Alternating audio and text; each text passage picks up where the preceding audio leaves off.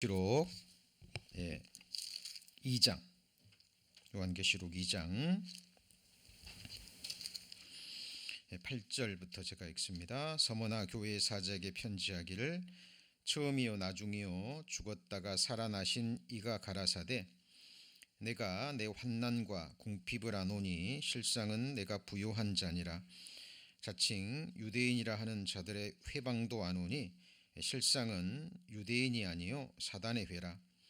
내가 장차 받을 고난을 두려워 말라. 볼지어다 마귀가 장차 너희 가운데서 몇 사람을 옥에 던져 시험을 받게 하리니 너희가 10일 동안 환난을 받으리라.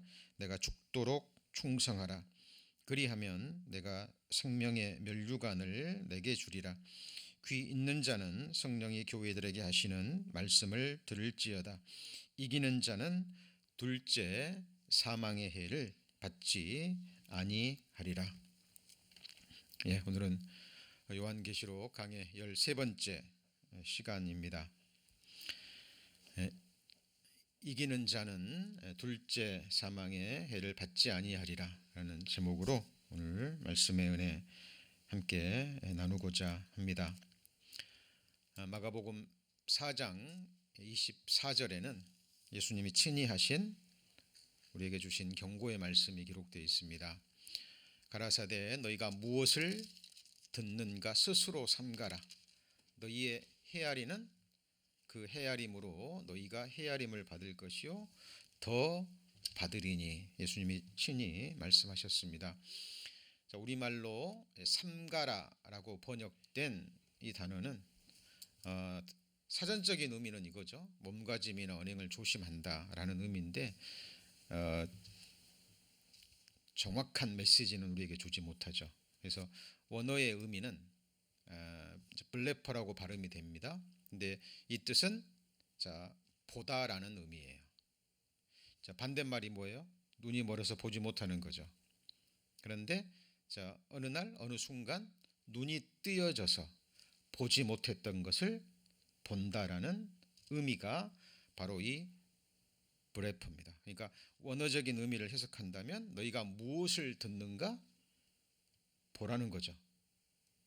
알지 못했던 것을 깨달으라 그 말입니다. 그래서 알아차리다, 인지하다, 간파하다라는 의미가 돼요. 그러니까 말씀을 읽고 듣는 그 사이에 이 말씀은 우리가 지금 듣고 있는 이 말씀은 사람의 말이 아니라 전지전능하신 살아계신 하나님의 말씀이구나 라는 것을 깨닫는 거죠. 알아차리는 거죠. 그리고 나서 하나님의 말씀을 듣는 겁니다. 그래서 헤아림이라는 것은 말씀을 읽거나 들을 때 우리에게서 나가는 반응입니다. 많은 사람들이 말씀을 듣기는 듣지만 하나님의 말씀으로 듣지 않고 또 어떤 사람들은 감상하기 위해서 듣고 또 잠깐 감동을 받지만 또 귀히 여기고 붙잡지 않기 때문에 흘러 떠내려가 버리는 경우가 너무 많습니다. 그렇죠? 예수님께서 이 사실을 아셨기 때문에 경고하셨는 겁니다. 지금 듣는 이 말씀이 누구의 말씀인지 보라는 거죠. 깨우치라는 거죠. 너희의 헤아림으로 헤아림을 받을 것이요 더 받으리니. 그러니까 말씀에 대한 그 반응을 하나님이 아시는 거죠. 그래서 성경에 나를 멸시하는 자를 내가 멸시 여기고 나를 존중히 여기는 자를 내가 존중히 여기리라 말씀했죠. 그리고 하나님의 말씀에 불순종한 사울을 향해서 사무엘 선지자가 뭐라고 얘기합니까? 왕이 말씀을 버렸으므로 왕도 하나님도 왕을 버려 이런 말씀이 나옵니다. 그래서 저희들 구원받은 이후 계속 성경을 배워갑니다. 사람의 생각과 지혜에서 나온 말이 아니라 살아계신 천지를 지으신 하나님의 말씀을 배우는 거죠. 이 말씀 속에 저와 여러분의 시작과 끝, 인생의 끝, 종말이 기록되어 있죠. 그리고 더 나아가 죽음 건너편의 영원한 운명, 저와 여러분의 장래가 기록되어 있는 책입니다. 자, 특별히 성경의 마지막 책 요한계시록은 모든 것의 결론이죠. 하나님이 보시는 모든 것의 마지막, 하나님이 주시는 결말이 기록되어 있는 책입니다. 자, 어떤 인생도 우리의 장래를 얘기할 수 없죠. 그 어느 누구도 우리의 장래를 보증할 수 없습니다.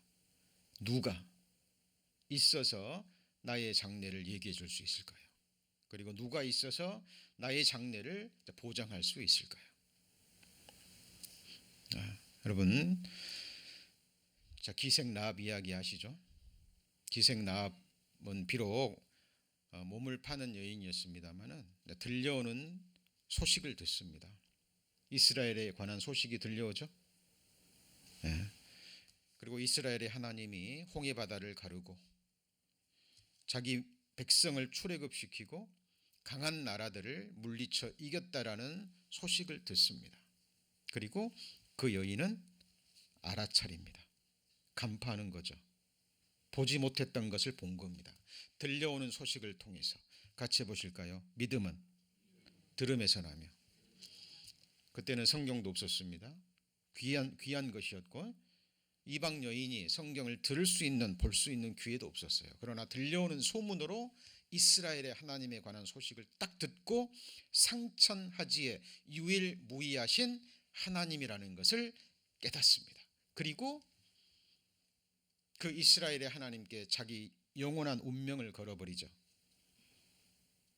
자기뿐만이 아니라 자기의 사랑하는 가족의 운명을 이스라엘의 하나님께 맡겨버립니다.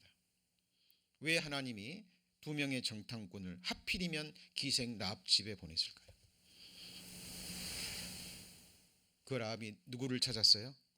하나님을 찾고 들려오는 소식을 통해서 여호와 하나님을 봐버렸거든요. 여러분, 지금 우리는 이렇게 예배당에 앉아서 예배를 드리고 있습니다만은 여러분 항상 생각해야 될 것이 여러분의 미래, 여러분의 장래입니다. 사람은 장래일을 알지 못하나니 장래일을 알게 할 자가 누구냐? 특별히 신후사가 있죠. 신후사가 뭐죠?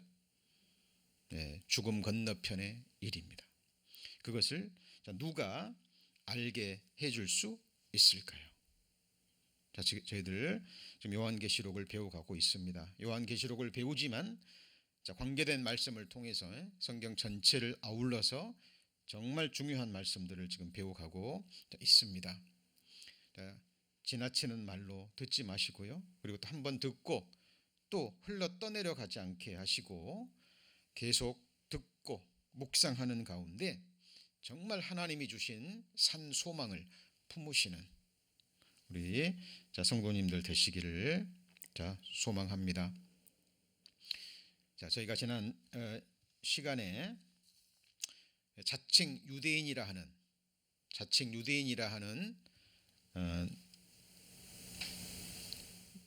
아브라함의 육신의 후손들에서 배웠죠. 그죠? 자칭 유대인이라고 하지만 실상은 뭐라 그랬죠? 사탄의 회라 그랬죠. 그래서 예수 믿는 자들을 죽이는 데 앞장서고 황제 숭배를 했던, 그죠? 그들은 육신적으로 볼 때, 인간의 눈으로 볼 때는 유대인이지만 유대인이 아니라 사단의 회라 그랬죠. 그리고 진정한 유대인은 바로 육적 몸을 벗은 그리스도의 할례를 받은 거듭난 우리 그리스도인이 진정한 유대인이라는 사실을 지난 시간에 배웠습니다. 그리고 그 실상이라는 단어가 갖는 그 무게에 대해서 배웠습니다. 실상이 뭐죠?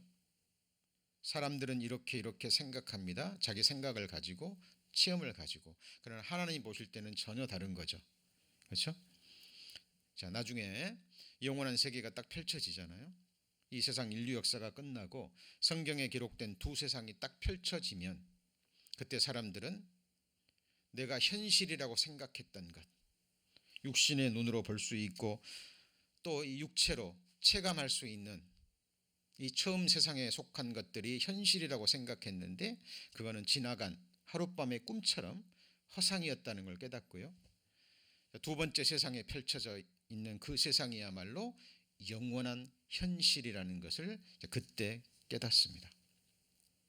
기독교인들, 믿지 않는 사람들은 기독교인들을 몽상가라고 생각합니다. 실제 그렇습니다. 개인적으로 전도할 때도요, 그런 분들이 많아요. 많이 배우고 지식도 있고 세상 지혜도 있고 재물도 있는 사람들이 가족들의 강구로 전도가 되어져서 뭐 말씀을 듣거나 개인 상담을 할 때 그런 비슷한 이야기를 우회적으로 합니다.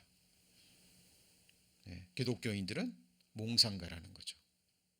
존재하지도 않는 신을 만들어서 믿고 존재하지도 않는 확인될 수도 없는 세상을 만들어서 꿈꾸는 자들, 아직도 생생하게 그 순간이 기억이 됩니다. 그러나 죽음 건너편에 정말 진짜 세상이 펼쳐지면 그들은 성경에 기록된 하나님의 말씀이야말로 영원한 실상이요 영원한 현실이라는 것을 그때 깨닫게 될 겁니다. 그리고 지난 시간에 또 배웠던 중요한 말씀이 서머나 교회 성도들이 며칠 동안 고난을 받아요? 10일 동안 고난을 받는다 그랬죠. 10일 동안. 왜 갑자기 꺼져버리죠?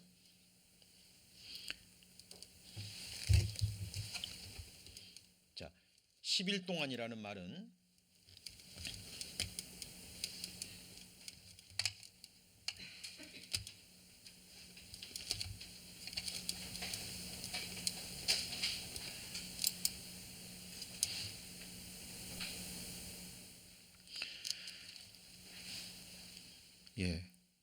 그 당시 요한계시록이 기록될 당시에 봤을 때 어떤 비교적 짧은 기간을 의미한다 그랬죠.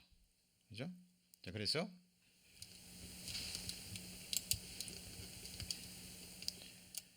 요한계시록 기록된 10일이라는 말은 직접적인 의미의 10일이라는 의미가 아니고 성경에서 하루를 1년으로 계산하는 성경의 어떤 비유의 말씀이 성경에 많이 기록됩니다. 에스겔 46장에도 여기 보시면 내가 내게 40일로 정하였나니 1일이 몇 년이에요? 1년이고 이스라엘 백성들이 왜 40년 동안 광야에서 헤매입니까? 40일 동안 정탐을 하죠. 그리고 믿음 없는 발언을 합니다. 믿음 없는 생각으로 하나님을 배역하죠. 그래서 1일을 1년으로 계산해서 40년 동안 광야에서 헤매임을 탔습니다. 이게 무슨 말이냐면 역사적으로 볼 때요. 서머나 교회는 오랫동안 고난을 받았습니다. 그렇죠? 그러나 역사적 교회사적으로 보면은 303년에 디오클라이아누스 황제가 그리스도인의 모임을 금지하는 칙령을 내립니다. 그러니까 이렇게 모여서 예배드리고 말씀 배우고 교제하면 잡혀가는 거예요. 옥에 같이 오는 거예요. 그리고 더 심한 경우는 끝까지 예수를 거절하면 순교를 당하기도 하고. 자, 이때부터 시작해서 313년 콘스탄티누스 황제가 기독교를 비롯해서 모든 종교 자유를 허용하는 칙령을 내렸죠. 사실 이 칙령을 내린 것은 기독교를 염두에 두고 내린 거예요. 자, 이때까지 10년 동안 특히 서머나 교회는 극한 핍박을 받습니다. 그러니까 교회사적으로 이렇게 해석하는 사람들도 있습니다. 하여튼 10년이 됐건 100년이 됐건 하나님 앞에 1000년은 지나간 밤의 한 경점 같다 그랬죠.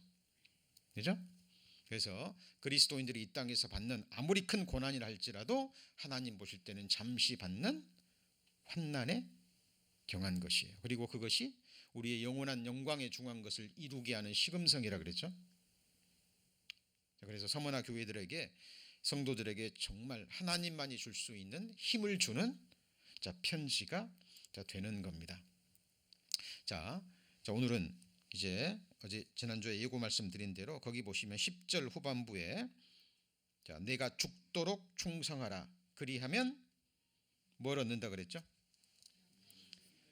생명의 면류관을 얻으리라 그랬는데 이 충성이라는 단어가 원어적인 의미는요, 피스토스인데 신실한, 신뢰할 만한, 믿을 만한 그런 의미를 가지고 있습니다. 이 말은 죽도록 충성하라는 말은 막 죽기까지 막 헌신해서 몸이 부서질 정도로 봉사하라 그런 의미가 아닙니다. 죽기에 이르러도, 그죠? 죽음에 이르러서도, 죽는 상황이 온다 할지라도 자, 믿음을 변치 말고 지키라 그 말이에요. 하나님 앞에 믿음의 정조를 지키라는 자, 하나님의 말씀입니다. 사실 서문화 교회 성도들 그들의 믿음은 극한 환난 가운데서 빛이 났죠. 그죠? 이 서문화 교회의 초대 감독이 여러분 잘 아시는 순교자 폴리캅입니다. 86세의 나이였어요. 6세의 나이에 고령이었죠. 근데 그 당시 총독이요, 로마 총독이 너 한 번만 주를 부인하면, 그리고 황제를 너의 주라고 고백하면, 한 번만. 그러니까 그 당시 로마 총독도 이 폴리캅의 인품이라든가 이런 것에 감동이 됐기 때문에 예수님을 믿지는 않지만 그의 어떤 인품에 감동이 돼서 어떻게든지 살려줬다고, 주기를 원했다고 합니다. 그러니까 시간을 벌라는 의미로 지금 잠깐 부인하고 또 살아났다가 또 믿으라고, 한 번만 부인해 달라고. 그때 폴리캅이 한 유명한 말이 있죠. 나의 평생 동안 나의 주는 나를 배반하지 않고 나를 위해 죽기까지 하셨는데 내가 어찌 주를 부인하겠는가. 잠시 이 육신의 생명을 연장하기 위해서 내 어찌 주를 부인하겠는가. 그 폴리캅의 그 마지막 간증은 어때요? 죽도록 충성하라라는 의미가 무엇인지 우리에게 삶으로 보여주는 간증이라고 생각합니다. 사실 서문화 교회 성도들은 이 말을 들을 수 있는 자격이 있는 사람들이었죠. 여러분 잘 아시는 그 러시아의 대문호 톨스토이 아시죠? 톨스토이가 약 나이 40에 전쟁과 평화라는 그 작품을 세상에 완결편을 내어놓습니다. 그리고 아주 유명 인사가 되죠. 한순간에 재물과 명예와 부를 거머쥡니다. 나이 40의 나이에. 근데 그때부터, 물론 그 전에도 톨스토이는 인생의 허무에 대해서 굉장히 많이 생각한 사람입니다. 인생에 대해서.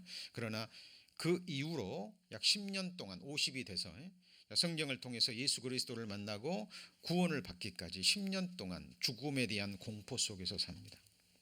죽음에 대한 두려움. 톨스토이가 죽을 병에 걸린 게 아니에요. 인생에 대해 생각해 보니까 결국은 죽음으로 끝나잖아요. 죽음이 무엇일까? 한순간에 자기의 모든 것을 알아차가 버리는 이 죽음. 죽음에 대한 공포 속에서, 허무 속에서 살아갑니다. 그리고 이 죽음에 대한 답을 찾기 시작합니다. 자, 진리를 구하는 자, 진리를 찾을까요? 못 찾을까요? 찾게 돼 있습니다. 답을 얻을 때까지. 결국 톨스토이는 성경을 통해서 예수 그리스도를 만납니다. 그리고 그가 쓴 신앙론이라는 책이 있는데요. 거기서 이렇게 고백합니다. 나는 55년의 생애 중에 아동기 15년을 제외한 35년을 허무주의로 살았다. 그러나 5년 전, 50세대죠. 50세 때 예수님을 만난 후 모든 것이 변하게 되었다. 가치관, 나의 인생관, 그리고 선악의 개념도 바뀌게 되었다. 한편 강도가 한순간에 회개하고 구원을 받은 것처럼, 그렇죠? 나도 그렇게 구원을 받았다라고 고백합니다. 그리고 이런 유명한 말을 남기죠. 절망 대신 죽음에 의하여 파괴되지 않는 삶의 환희와 행복을 나는 체험하게 된 것이다. 뭐에 의해서 파괴되잖아요? 죽음에 의해서 파괴되지 않는 진정한 삶의 환희와 행복. 그러니까 영생을 톨스토이는 뭐 한 거예요? 얻은 거예요. 그리고 구원받은 이후에 그가 전도하는 방법이었죠. 그가 참회록이라는 책을 씁니다. 그리고 참회록에 이 세상 사람들로 하여금 인생이 무엇인가 깨닫게 하기 위해서 대문호처럼 인생에 대한 한 편의 비유의 이야기를 그 참회록에 남깁니다. 유명한 이야기입니다. 들어보셨을 겁니다. 한 나그네가 짐승이 들끓는 위험한 광야, 메마른 광야를 걸어갑니다. 그 광야는 뭘 의미할까요? 이 세상이겠죠. 그런데 어느 날 굶주린 사자가 그 나그네를 쫓아와요. 정신없이 도망을 갑니다.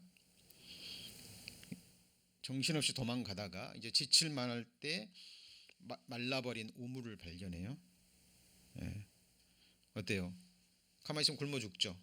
아니, 굶어 죽는 게 아니라 잡혀 먹잖아요, 사자에게. 그러니까 끝이 잘 보이지도 않는데 거기 뛰어내립니다. 근데 운이 좋게도 중간쯤에 이 나뭇가지에 옷이 걸립니다. 그리고 그 나뭇가지를 손으로 잡아요. 그리고 아래를 보니까 독사들이 우글거리고 있습니다. 휘소리를 내면서 입을 벌리고 있어요. 위를 보니까 사자가 도망가지 않고 떠나지 않고 으르렁거리면서 올라오기를 기다리고 있습니다. 그런데 그러니까 벌이요, 그 우물 그 틈 사이에 벌집을 만들어 놓은 모양이에요. 그 벌집의 틈 사이로 가끔씩 꿀이 한 방울씩 떨어져요. 그러니까 나그네가 배도 고프고 지치고 하는데 그 벌집에서 가끔씩 떨어지는 꿀 맛을 보고 그 꿀에 마음이 빼앗깁니다. 그 극한 상황에서도 떨어지는 꿀을 바라보면서 꿀을 맛보고 있는데 또 흰 쥐와 검은 쥐가 갈라진 돌틈 사이로 왔다 갔다 하면서 붙잡고 있는 나뭇가지를 갉아먹어요. 자, 지금 톨스토이가 무엇을 얘기하고 있는 걸까요? 인생을 그 한 나그네의 이야기로 표현하고 있는 거예요. 그런데 조금만 깊이 묵상해 보면, 그죠? 그리고 이 이야기를 톨스토이가 구원받은 이후에 참회록이라는 자기 저술에 그 이야기를 기록한 거예요. 대문호처럼, 그죠? 한 편의 이야기로 인생을 이야기한 겁니다. 여러분 돌아보세요. 우리 인생의 모습이 아닌가요? 그죠? 사자는 사탄막이 약한 영들, 독사는 뭘 가리킬까요? 옛뱀, 마귀죠. 그렇죠? 죽을 수밖에 없는 상황이에요. 그런데 인생들은 그 벌집에서 가끔씩 떨어지는 꿀을 맛보기 위해서 그 아래 입을 벌리고 그 꿀의 맛 때문에 자기가 곧 죽을 것이라는 사실도 모르고 그것을 찾아 헤매는 그 모습과 똑같은 거예요. 아무리 재물을 얻고 건강이 있고, 그렇죠? 이 세상에 즐거운 낙이 많이 있다 할지라도 결국은 죽습니다. 흰지와 검은지는 뭘까요? 밤낮이죠. 그렇죠? 밤이 되고 아침이 되고 또 아침이 되고 저녁이 되면서 세월은 지나갑니다. 우리 인생은 마치 모래시계와 같아요. 저라는 인생의 모래시계 위에 남아있는 모래알은 몇 개나 될까요? 지금 말씀을 듣고 있는 우리 성도님들의 모래시계, 인생의 모래시계 위에는 모래알이 몇 개나 남았을까요? 모세는 같이 해보실까요? 나의 날 계수함을 가르치사 지혜의 마음을 얻게 하소서. 예, 여러분 모세도, 그 위대한 모세도 이 세상에 살아가면서 내가 육신을 입고 이 세상에 날아갈 날수가 며칠이나 될는지 생각하게 해달라고, 그래서 지혜의 마음을 얻게 해달라고 기도하고 있습니다. 돌스토이도 그 인생의 죽음의 문제를 통해서 하나님을 만났고, 그리고 자기 나머지 생에 자기 저술을 통해서 인생에 대해서 그리고 예수 그리스도의 복음을 전하면서 이 생을 마감했습니다. 성도님들, 늘 생각하셔야 됩니다. 그냥 주일날 와서 예배드리고 말씀 듣고 가는 것이 아니라 이 말씀이 우리 안에서 진짜로 살아 역사하셔야 된다는 거예요. 죽음 앞에서 우리의 믿음이 실상이 드러납니다. 이 말은 무슨 말이냐? 죽어서 알 수 있고 정말 죽음 앞에 가야 알 수 있느냐? 그런 이야기가 아니에요. 그런 이야기가 아닙니다. 어때요? 톨스토이는 40의 젊은 나이였지만, 건강도 있었지만, 재물도 있었지만, 부도 있었지만, 그죠? 자기 죽음의 문제를 그렇게 고민했잖아요. 저는 항상 새로운 하루가 시작되잖아요. 그러면 하나님이 제게 허락해 주신 마지막 은혜의 하루라고 생각합니다. 오늘이 내가 죽음 건너가는 그날일 수도 있고 주님 오시는 그날일 수 있다라는 생각으로 하루를 살려고 몸부림을 칩니다. 왜냐하면 어느 날 그렇게 제게 마지막 날은 다가올 것이기 때문에 그래요. 여러분이 이 세상을 떠나는 날도 그날이 되면 오늘이 되는 거예요. 그죠?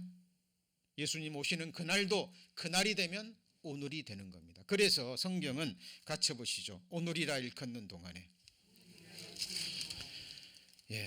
여러분 그런 마음으로 살아가셔야 됩니다. 제 첫 목회지가 전북 순창이었습니다. 젊은 자녀들이 구원을 받고요. 시골에 있는 할아버지 할머니 자식 부모들에게 복음을 전한 거예요. 그래서 몇 분의 할아버지 할머니들이 구원을 받으셨어요. 근데 교회가 없으니까 어때요? 예배도 못 드리고 말씀도 못 배우고 그 자녀들이 부모님을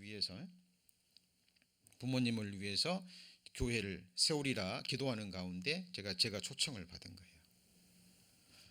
그래서 10분도 안 되는 10분 정도 되는 그 할아버지 할머니들과 함께 교회를 시작했습니다. 그 당시에 리더가 되시는 분이 70이 다 되신 할아버지였어요. 벌꿀을 치시는 분이었어요. 벌을 치시는 분이었습니다. 건강하셨어요. 굉장히 운동신경도 좋으셨고 운전도 잘하셨고 그분 혼자 할아버지 할머니들을 라이드 해가지고 교회당에 오시고 그러신 분이었습니다. 그런데 어느 날 건강검진을 자녀들이 이제 강권에 사니까 이 후두암이라는 게 밝혀졌어요. 무슨 암이요? 후두암. 성대에 암이 생긴 암이었습니다. 그런데 다행히 초기에 발견돼 가지고 수술하면 100% 완치가 되는 거예요. 그런데 이 고집이 너무 세셔요. 고집이. 그리스도인이 전도하기 위해서 사는데 이 목청을 잃어보면 무슨 살 의미가 있느냐. 제가 그랬죠. 어르신 목소리만 있어야 전도합니까? 그렇죠? 지금 어르신 하시는 일이 얼마나 많은데 라이드도 하시고 교회도 섬기시고 그리고 또 자기 목소리는 잃어버리지만 기계를 대고 하면 대화할 수 있는 거 아시죠? 그죠? 근데 거절하셨습니다. 끝까지. 나는 그냥 항암 치료 받겠다고. 그래서 의사가 그러면 워낙 고집을 피우시니까 그럼 6개월 동안 항암 치료를 해보고 그래도 안 되면 그때 수술을 하자고 그랬는데 그 의사도 장담을 못한다고 얘기했습니다. 6개월 동안 나을 수도 있지만 어때요? 또 다른 곳으로 전이될 수도 있다고. 그래서 끝까지 항암 치료 6개월이 지났습니다. 그리고 안 좋아지신 거예요. 이제는 수술할 수밖에 없는데 확률이 10%에서 15%밖에 되지 않아요. 그것도 열어봐서 전이가 안 됐으면 그죠? 근데 전이가 됐으면 늦은 거죠 이제. 그러니까 열어봐야 아는데 확률이 10%도 안 됩니다. 내일 아침 새벽 4시면 서울 암 전문 병원에서 구급차가 오는 거예요. 그 수술이 결정되고 약 2주 동안 그렇게 말이 많던 그 어르신이요 말이 없어졌습니다. 그리고 저하고 교제하자 그래도 나중에 교제하자고 피하셨던 분이 마지막 날 서울 가기 마지막 날 한 10시경에 교회당 집무실에 오셨더라고요. 그리고 만약 수술이 잘 된다면 제가 살아서 돌아올 수도 있지만 못 돌아올 수도 있잖아요. 그죠? 그리고 살아서 오신다고 할지라도 이 목소리로는 대화를 못하죠. 그래서 제가 마지막으로, 오늘이 마지막일 수도 있어서 전도사님을 뵈러 왔다고, 그리고 이제 간증하시는 것이 아직도 기억이 납니다. 그 간증의 내용이 거듭나신 분이었습니다. 그런데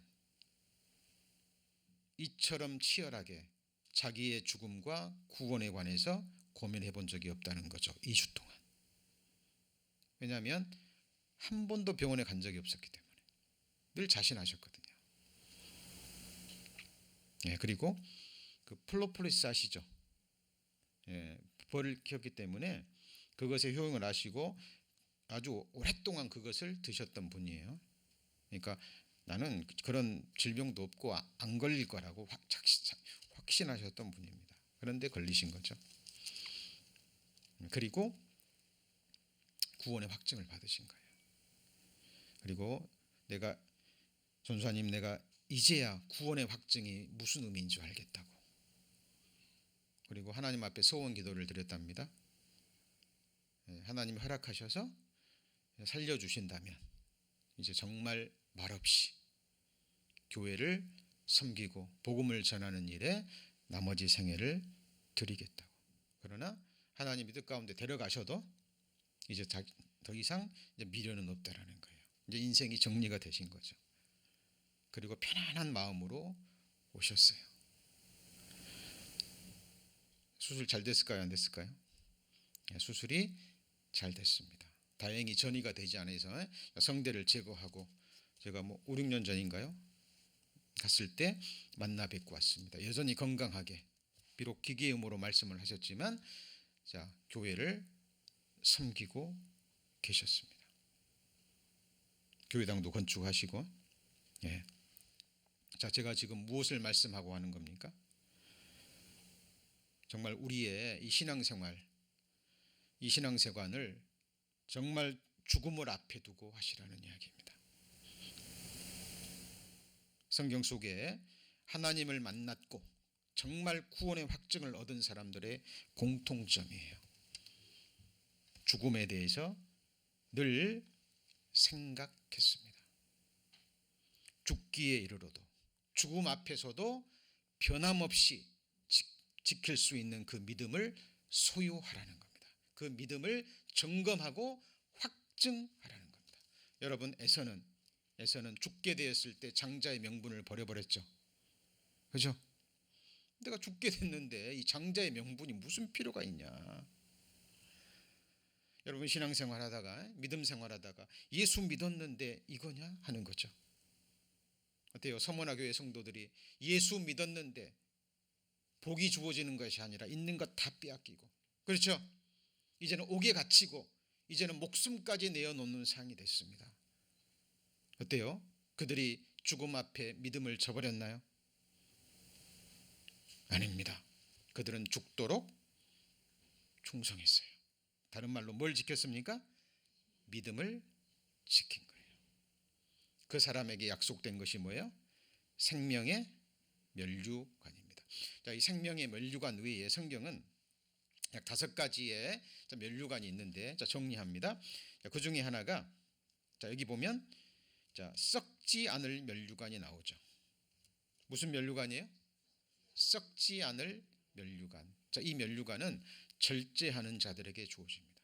뭐 하는 자들이요? 절제하는 자들. 그리스도인들은 어때요? 보고 싶은 거 다 보고 하고 싶은 거 다 하고 살 수 있나요? 네? 그럴 수 없습니다. 계속해서 절제하는, 근신하는 삶을 살 수밖에 없어요. 그죠? 썩지 아니할 면류관을 얻고자 하는 사람들은 절제하는 삶을 삽니다. 왜냐하면 그들의 삶의 향방이 땅에 있지 않고 어디 있죠? 하늘에 있기 때문에 그래요. 그죠? 오는 세상, 영원한 삶에 그 초점이 맞춰져 있기 때문에 이 세상에서는 절제하는 삶을 삽니다. 생명의 면류관입니다. 기쁨의 면류관이 있습니다. 사도 바울이 이렇게 얘기합니다. 우리의 소망이나 기쁨이나 자랑의 면류관이 무엇이냐? 그의 강림하실 때 우리 주 예수 앞에 너희가 아니냐? 너희는 우리의 영광이요 기쁨이니라. 이게 무슨 영광일까요? 자, 사도 바울이 복음을 전해서, 그죠? 전도를 해서 회개하고 복음을 믿은 자들이 있죠. 그죠? 자, 그 사람들이 주님 앞에 섰을 때 무슨 면류관이에요? 기쁨의 면류관이 되는 거예요. 여러분, 전도는 개인이 하는 게 아니에요. 물론 개인을 통해서 열매가 맺혀집니다만은 교회의 협력과 기도가 있어야 되죠. 그렇죠? 저는 과거에 그런 생각을 가지고 있었습니다. 저를 통해서 또 교회를 통해서 많은 영혼들이 구원받기를. 그런데 신앙생활하면서 그리고 이러저러한 고난을 겪으면서요, 제 생각이 달라졌습니다. 그죠? 중요한 것은 한 사람입니다. everyone, 각 사람. 그죠? 그 한 사람이 나 자신이고, 그렇죠?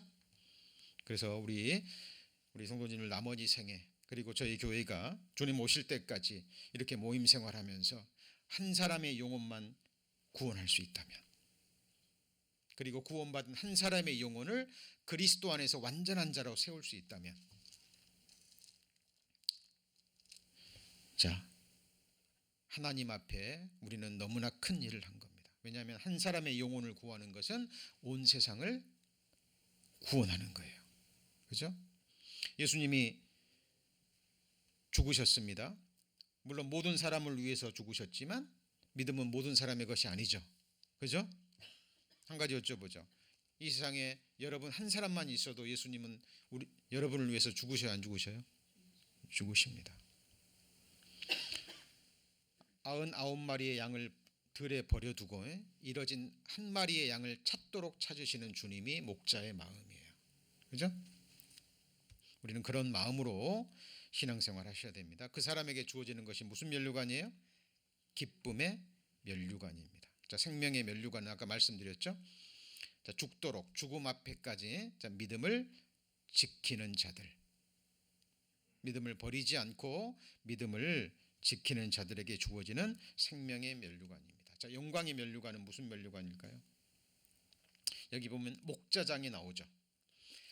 자, 양무리를 치되 더러운 일을 하지 말고, 이를 위하여 하지 말고 자원함으로 하며, 자, 주장하지 말고, 그죠? 양무리의 본이 되라라고 말씀하시죠. 그죠? 자, 목사나 교사나 이런 사람들은 목자가 아니에요. 목자 되시는 예수님께 쓰임 받는 도구입니다. 도구. 그러니까 예수님의 목자 사역에 쓰임 받는 사람들, 여기에는 목자도 그리고 직분을 가진 자들, 또 직분을 가졌다 할지라도 자, 교회를 섬기고 자, 성도를 세우고 구원받게 하는데 자, 함께 합력하고 기도하고 참여했던 모든 사람들에게 주어지는 것이 무슨 면류관이에요? 영광의 면류관입니다. 자, 하나님이 주시는 면류관입니다. 그리고 의의 면류관. 의의 면류관은 뭐죠? 자, 사도 바울이 나의 달려갈 길을 마치고 믿음을 지켰다고 얘기합니다. 이제 후로는 나를 위하여 의의 면류관이 예비되어 있으므로 곧 의로우신 재판장이 그날에 내게 주실 것이니 내게만 아니라 주의 나타나심을 사모하는 모든 자에게니라. 자, 이것이 자, 무슨 면류관이에요?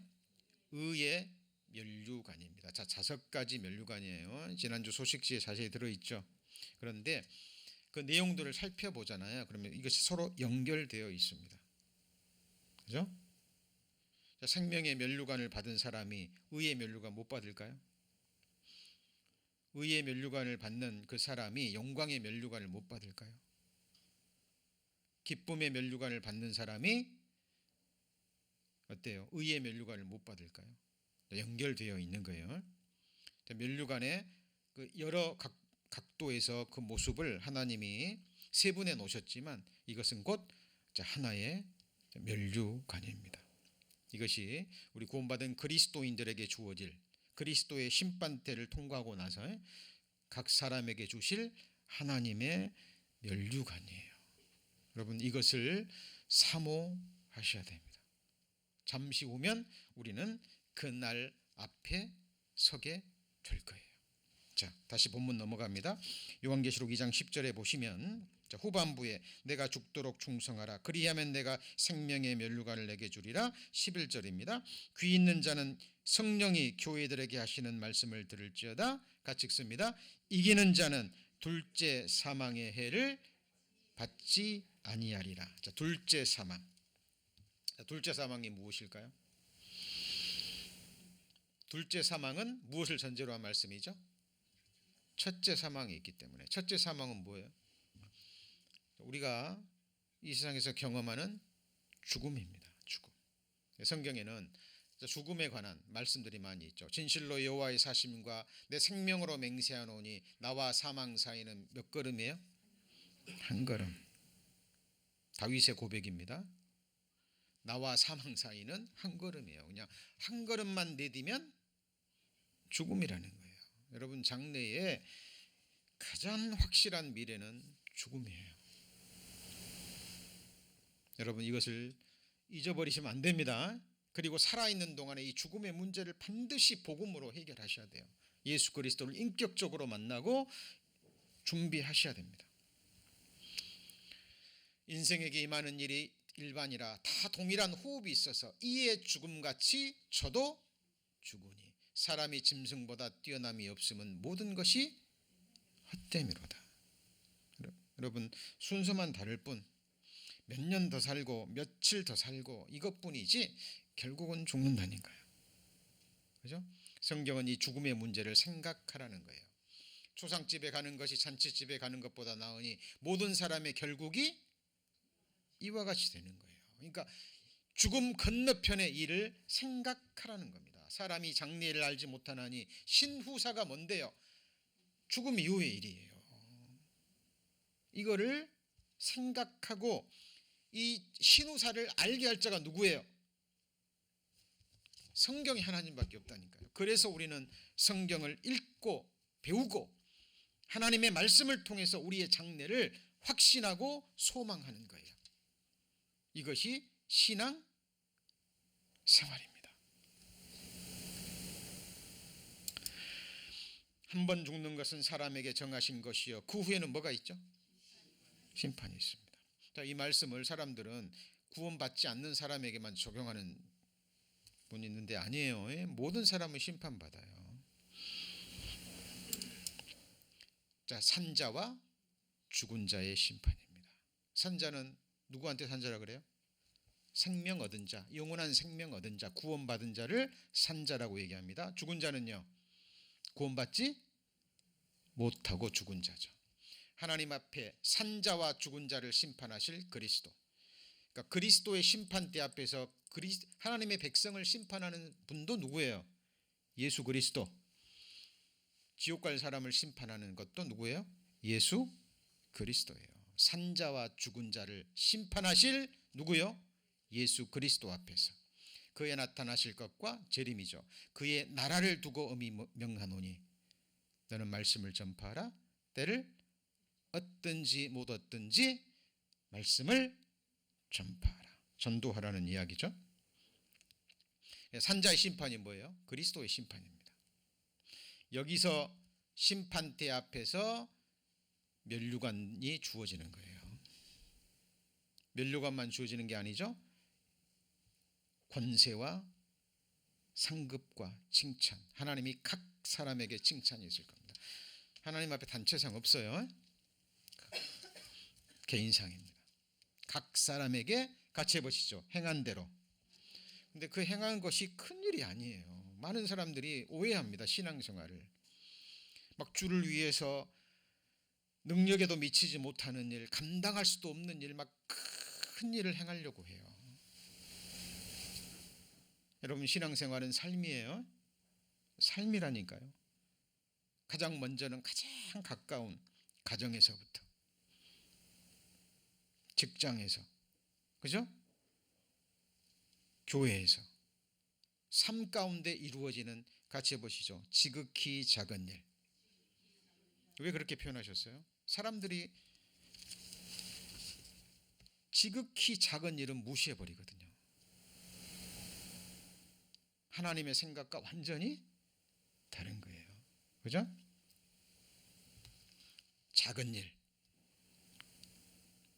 여러분 주일날 예배당을 향하는 그 발걸음 하나님이 계수하고 계십니다. 그죠? 교회를 위해서, 교회를 염려하는 마음으로, 교회를 세우고자 하는 마음으로 골방에서 드렸던 한순간의 기도 하나님이 기억하십니다.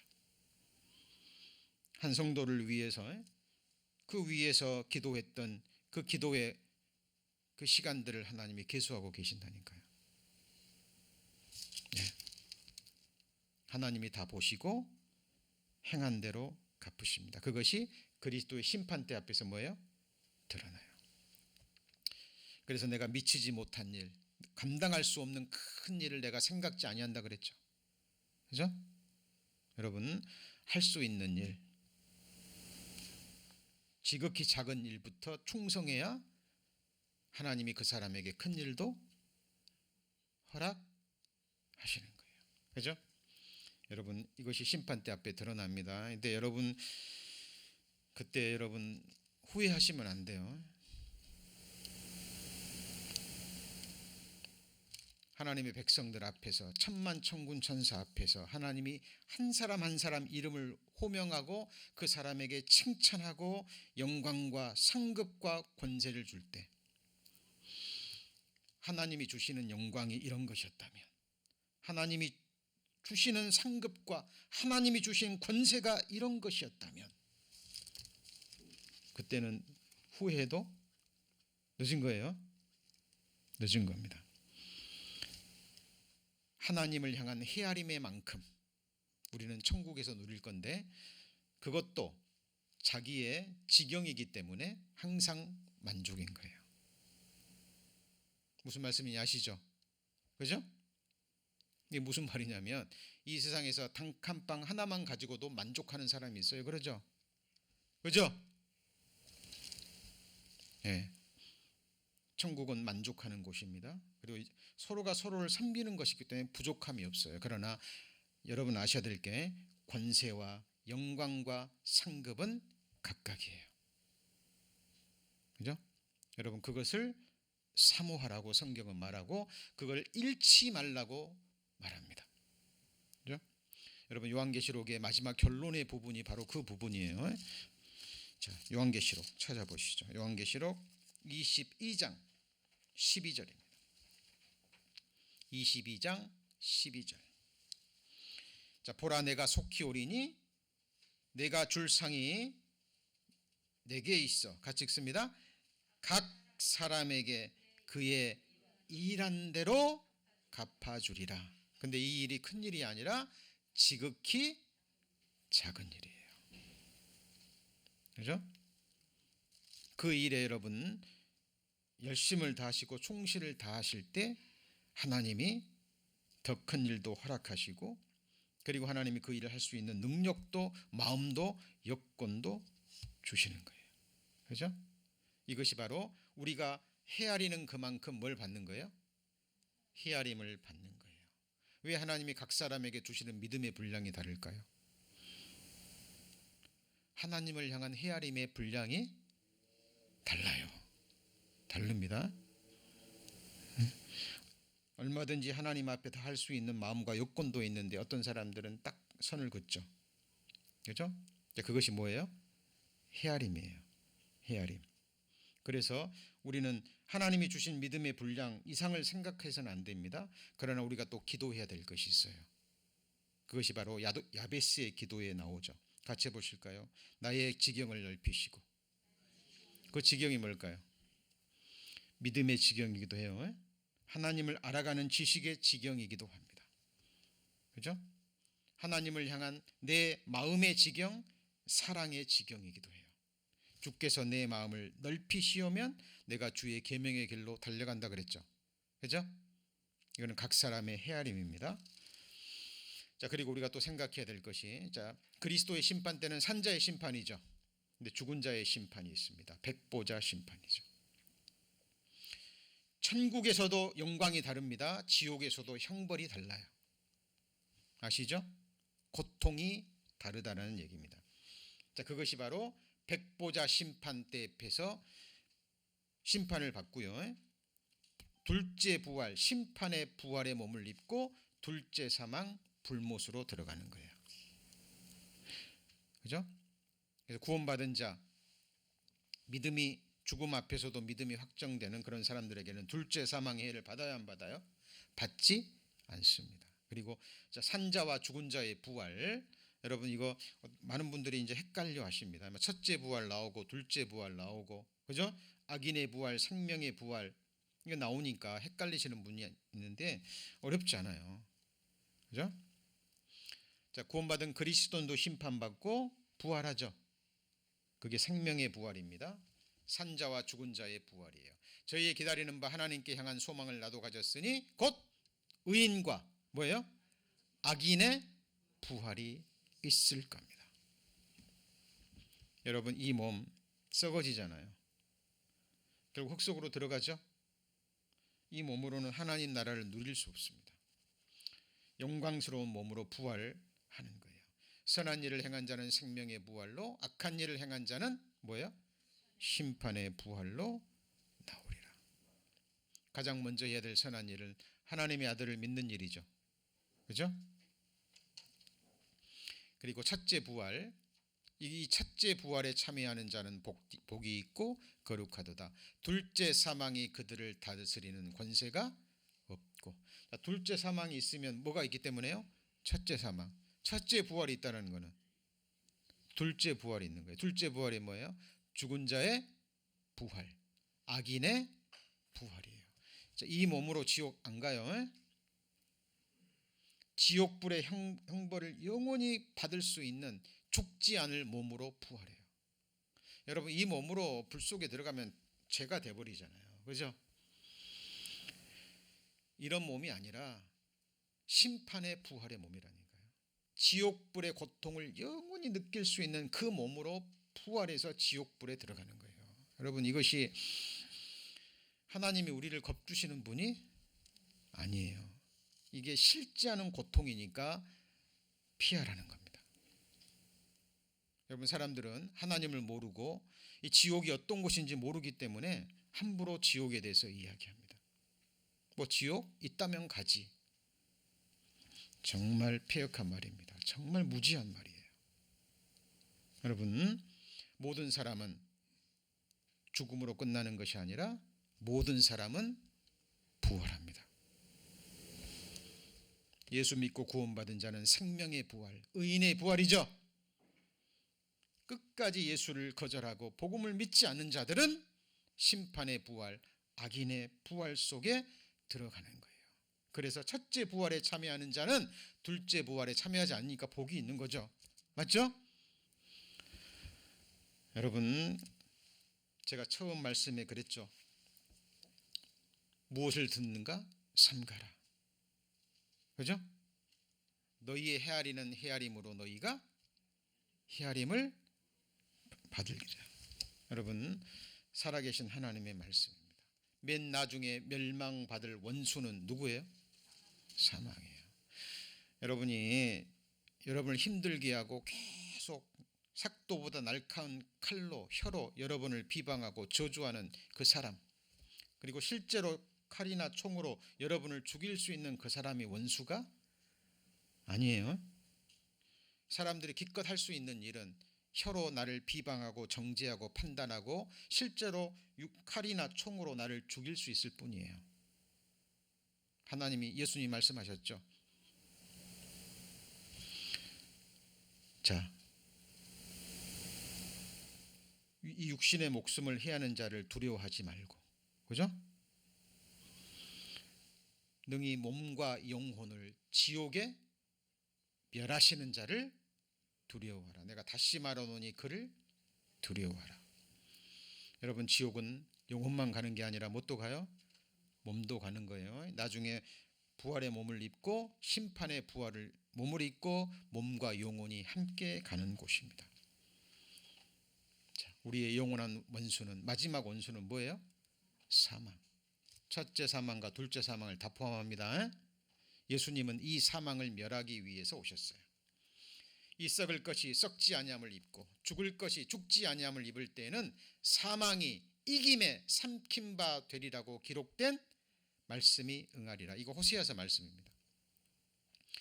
사망아 너의 이기는 것이 어디 있느냐? 사망아 너의 쏘는 것이 어디 있느냐? 사망에 쏘는 것은 죄요 죄의 권능은 율법이라. 모든 것이 뭐 때문에요? 죄. 예수님은 이 사망을 멸하기 위해서 이 세상에 오셨어요. 그래서 저와 여러분의 죄를 담당하시고 피 흘려 죽으셨죠. 그죠? 이것이 호세아서에 미리 예언되어 있습니다. 내가 저희를 음부의 권세에서 속량하며 사망에서 뭐하리니? 하나님이 사망아 네 재앙이 어디 있느냐? 음부야 내 멸망이 어디 있느냐? 자, 하나님이 모든 영혼들을 구속하리라 라는 것입니다. 자, 뉘우침이 내 목전에 수물이라 이 말은 하나님이 멸망과 사망을 향해서 자비의 눈을 갖지 않겠다는 거예요. 뭘 향해서요? 사망에 대해서 하나님이 자비를 베푸지 않겠다. 그 말은 뭐예요? 하나님이 사망을 영원히 멸하시겠다 그 말이에요. 어떻게 멸하셨어요? 같이 해보시죠. 십자가의 죽음으로.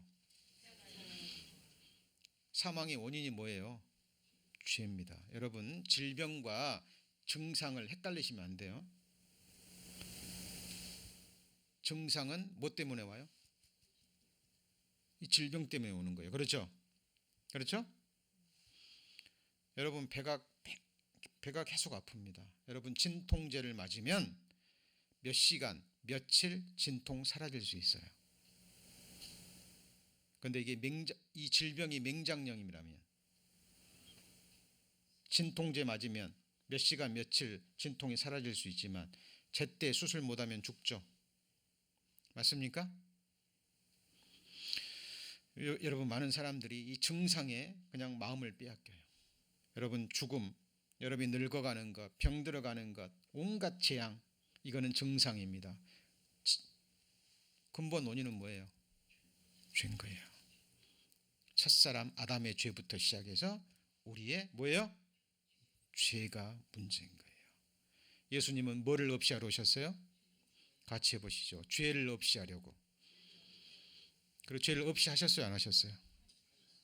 죄와 함께 첫사람 아담의 운명을, 죄인의 운명을 십자가에서 뭐 하신 거예요? 끝내신 거라니까요. 같이 해보시죠. 사망을 영원히 멸하시고 영원히 피하셨어요. 십자가의 죽음으로. 이것이 복음이죠. 맞죠? 여러분 하나님의 말씀을 바르게 배우시고 여러분 자신에게 믿음으로 적용하셔야 되는 거예요. 여러분 증상과 질병을 혼돈하시면 안 돼요. 하나님은 근본적인 걸 없으신 거예요. 근본적인 것을. 그렇죠? 그래서 첫째 생명, 첫째 부활이 의인의 부활, 생명의 부활이에요. 믿는 자들은 여기에 속합니다. 고린도전 15장에 보면 이건 죽을 것이에요. 썩을 것입니다. 맞습니까? 욕된 것이에요. 약한 것입니다. 육체의 몸이에요. 땅에 속한 자의 형상입니다. 여러분 부활의 몸을 입을 때는 어떤 몸으로 입어요? 자, 죽지 않을 것. 맞습니까? 맞죠? 썩지 않을 것입니다. 맞습니까? 네, 그리고 영광스러운 것입니다. 그리고 강한 것입니다. 그리고 신령한 몸입니다. 이 신령한 몸은 예수님이 어때요? 부활의 몸을 입을 때 벽도 통과했죠. 맞습니까? 시공의 제한을 받지 않는 몸입니다. 그리고 이거는 하늘에 속한 자의 형상입니다. 여러분 이것이 하나님이 우리에게 주신 소망이고 반드시 이루어질 소망이기 때문에 이 소망을 뭐 하셔야 돼요? 품으셔야 되는 거예요. 그죠? 이 소망을 품으셔야 됩니다. 자, 지금 서문화 교회 성도들 있는 것 다 빼앗겼습니다. 옥에 갇혔죠? 나중에는 목숨까지 빼앗겼습니다. 궁핍한 자죠. 환난을 받은 자죠. 그런데 실상은 예수님이 뭐라 그래요? 부한 자고. 그죠? 부한 자고. 그리고 생명의 면류관을 얻을 자라고 이야기합니다. 하늘의 기업이 서머나 교회 극한 고통을 받는 성도들에게 주어진 겁니다. 여러분 생각하셔야 됩니다. 질병의 원인과 증상 제가 방금 조금 전에 말씀드렸죠. 그렇죠? 그리고 예수님은 이 질병 자체를 없이 하러 오셨습니다. 제가 중학교 1학년 때요 아주 훌륭하신 국어 선생님을 만났습니다. 시인이었습니다. 문학을 사랑하시는 분이었고 그래서 그 당시에 우리가 읽어야 될 많은 책들을 소개하시고 책에 관심을 많이 갖게 해주셨어요. 그때 제가 읽었던 키에르케고르의 죽음에 이르는 병, 그때는 몰랐습니다. 근데 키에르케고르가 거듭난 그리스도인입니다. 위대한 철학자고 천재 중에 한 사람이죠. 그도 생을 살아가는데 죽음에 이르는 병을 깨달은 거예요. 그것이 뭐예요? 죄입니다. 죄. 나머지는 다 뭐예요? 증상이에요. 예수님은 근본적인 문제를 해결하신 거예요. 제가 아까 톨스토이의 이야기 말씀드렸죠. 우물에 떨어진 그 나그네가 살 길은 딱 한 가지입니다. 뭐예요? 막 내려가가지고 독사를 죽이고 또 올라와가지고 사자를 죽일 수 있어요? 안 돼요. 구원자가 나타나서, 그죠? 구원자가 나타나서 사자와 독사를 발로 밟고 그리고 우물에서 건져서 그가 원하는 영원한 안전지대에 두어야 됩니다. 지금 톨스토이가 인생에 대해서 이야기하고 그 많은 독자에게 이야기하고자 하는 것은 같이 해보실까요? 구원자, 구주가 필요하다는 걸 말하는 거예요. 톨스토이도 그 위대한 철학자 키에르케고르도 성경 속의 모든 믿음의 선진들뿐 아니라 삶을 통해서 인생을 자각하고 구원자를 갈망하고 만났던 모든 그리스도인들의 공통된 고백입니다. 여러분 인생에 있어서 누가 필요합니까? 같이 해보시죠. 우리 구주 예수 그리스도입니다. 우리가 지금 배우고 있는 편지는 그 예수님이 시대를 초월해서 시대와 지역을 초월해서 모든 교회에 소속되어 있는 한 사람의 그리스도인들에게 보내어진 예수님의 친필 편지입니다. 지금 우리는 그 편지를 배우고 있는 겁니다. 다음 시간에 이제 버가모 교회로 넘어갑니다. 그렇지만 내용이 계속 연결되고 또 이어지죠. 들은 말씀들 다시 들으시고 또 말씀 사모하는 마음으로 다음 주 또 예배 참석해 주시기를 부탁드립니다. 기도하시겠습니다. 하나님, 저희들 예수님이 친히 보내신 편지를 배우고 있습니다. 역사 속에 우리와 같은 연약한 육체를 입고 우리가 살았던 이 험악한 세상을 살아갔던 믿음의 선진들의 삶을 배우고